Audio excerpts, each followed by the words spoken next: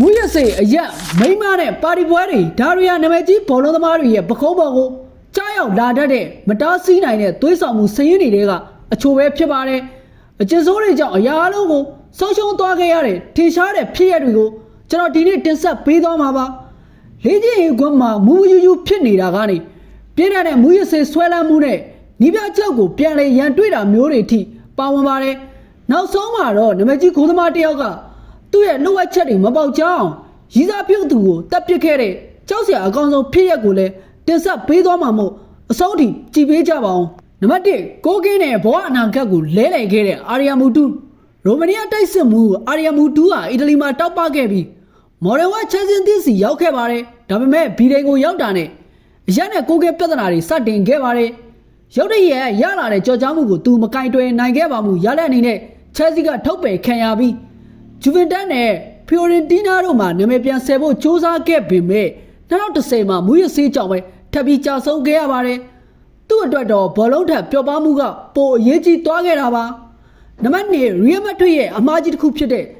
စီဇန်ဟိုဘရာဇီးနောက်ခံလူစီဇန်ဟိုဟာရီယယ်မက်ဒရစ်ကိုရောက်ခဲ့ပေမဲ့ဆန်တီယာဂိုဘာနေဗျူးမှာလေ့ကျင့်ခန်းဆင်းတာထက်ဘာရီနဲ့ပါရီပွဲတွေကိုပိုစိတ်ဝင်စားခဲ့ပါတယ်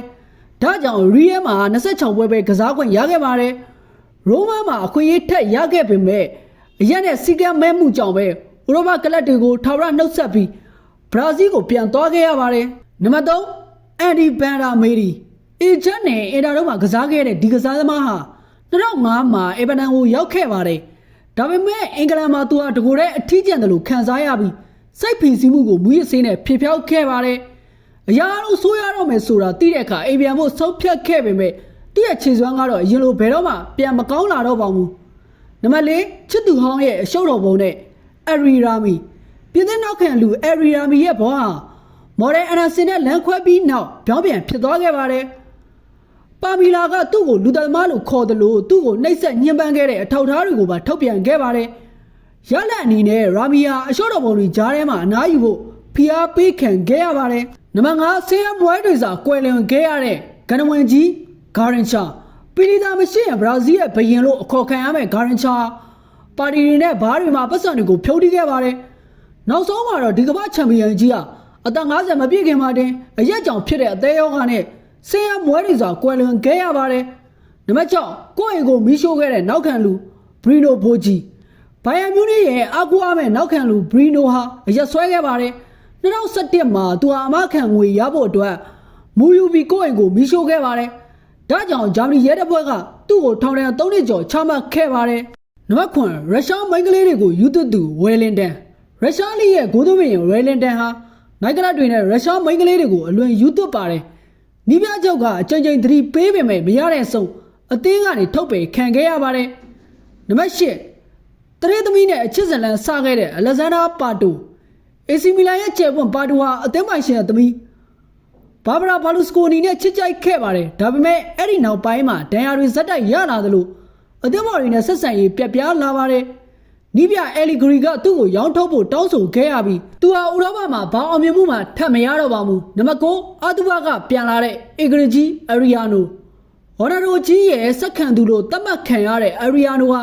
အရက်နဲ့ပါတီတွေကြောင့်ပျက်စီးခဲ့ရပါတယ်လေ့ကျင့်ခန်းတွေကိုမူယူပြီးလာတတ်တာကြောင့်ဥရောပကလပ်တွေကသူ့ကိုလက်တွဲဖျောက်ခဲ့ကြပါတယ်နံပါတ်10ဖျားသခင်ရဲ့လက်နဲ့မူရစေဒီယေဂိုမာရာဒိုနာဒနာအီလာမာရာဒိုနာအောင်မြင်မှုတွေအများကြီးရခဲ့ပေမဲ့ကစားသမားဘဝနှောင်းပိုင်းမှာအရက်နဲ့မူရစေဆွဲခဲ့ပါတယ်2010မှာအာဂျင်တီးနားအသင်းကိုနီးပြခဲ့ပေမဲ့တေဆုံးတဲ့အထိမူရစေဆွဲတဲ့စိတ်ကိုအပြင်းထန်တိုက်ထုတ်ခဲ့ရပါတယ်နံပါတ်7မိန်းမနဲ့အရက်ကိုမိနစ်20ဖြတ်ခဲ့တဲ့ဂျီယော်ဂျီဗက်60ပြည့်နှစ်တည်းရဲ့အကောင်းဆုံးကစားသမားဘက်ရဲ့နာမည်ကြီးစကားကတော့1969မှာကျွန်တော်မိန်းမနဲ့အရက်ကိုဖြတ်ခဲ့တယ်ဒါပေမဲ့အဲ့ဒီမိနစ်20ကကျွန်တော်ဘဝမှာအဆိုးဆုံးပဲဆိုတာပါပဲသူဟာလေ့ကျင့်ခန်းစီးချိန်မှာတော့ဆက်လက်တောက်ခဲ့သူဖြစ်ပါတယ်နံပါတ်7ပြဿနာရှာတတ်တဲ့မာရီယိုဘယ်လော့တယ်လီဟာအကြီးရှိပေမဲ့ကလေးဆန်တဲ့အပြုတ်မှုတွေကြောင့်နာမည်ပြတ်ခဲ့ပါတယ်လေ့ကျင့်ရေးကွန်းမှာလူငယ်ကစားသမားတွေကိုဒေါ်များတွေနဲ့ပြစ်တာအဲ့ဒီထဲမှာမီရှူမီပန်းတွေဖောက်ပြီးမီးရှို့တာနီးပြမက်ဆီနီနဲ့ရန်ဖြစ်တာတွေဟာသူ့ရဲ့နာမည်ကျော်ဒရမာတွေဖြစ်ပါတယ်နံပါတ်73လူသားသမားဂိုးသမားဘရူနိုဖာနန်ဒက်ဒါကတော့အဆိုးဆုံးဖြစ်ရပါဖလာမီဂိုအသင်းရဲ့ဂိုးသမားဘရူနိုဟာသူ့ရဲ့ရည်စားဖြစ်သူအလီဆာဆာမူဒီယိုကို လက်စဖျောက်ခဲ့တဲ့အတွက်ဖမ်းခံခဲ့ရပါတယ်စစ်ဆေးမှုတွေအရအဲ့ဒီမိန်းကလေးကသူ့ကိုတခုခုနဲ့ချင်းချောက်နေလို့သူကအပြေးတိုင်းရှင်းလင်းပြက်ခဲ့တာဖြစ်ပါတယ်လို့ဆိုပါတယ်မိတ်ဆွေတို့မြင်တွေ့ခဲ့ရတဲ့အတိုင်းဘောလုံးလောကဟာလူငယ်တွေအတွက်အခွင့်အလမ်းကောင်းတွေပေးနိုင်တယ်လို့အမားတစ်ခုလုံးပြီးတာနဲ့ဘဝပြတ်သွားစေနိုင်တဲ့သွေးဆောင်မှုတွေလည်းအများကြီးရှိနေပါတယ်အခုဗီဒီယိုကိုအဆုံးထိကြည့်ပေးလို့ကျေးဇူးတင်ပါတယ်